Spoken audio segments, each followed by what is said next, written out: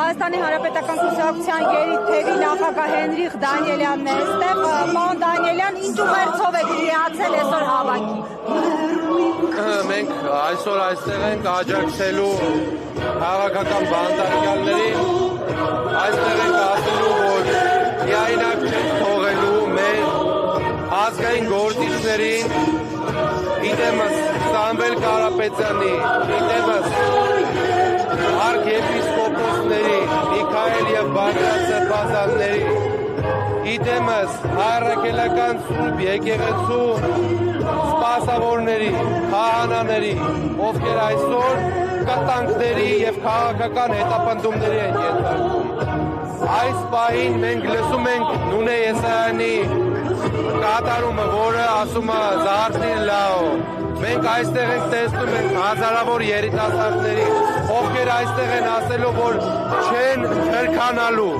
այստեղ են ասելու, որ հայ առաքելական Սուրբ եկեղեցու կողքին են և ասելու, որ թույլ չեն տալու,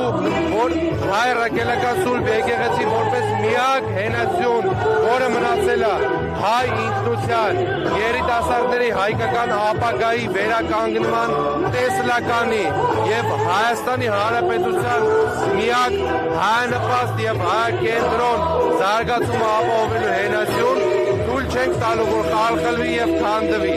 Այստեղ ենք ասելու, որ մենք աջակցում ենք և չենք ընկրկելու որևէ բռնաճնշումների,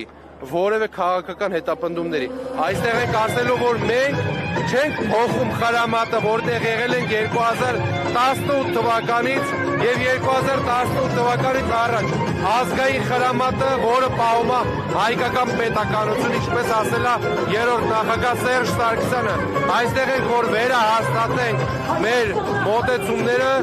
այն է հայկական պետականության համար և հայկական Արցախի համար պայքարը։ Արու 68-ի հարգելի հետևողներ,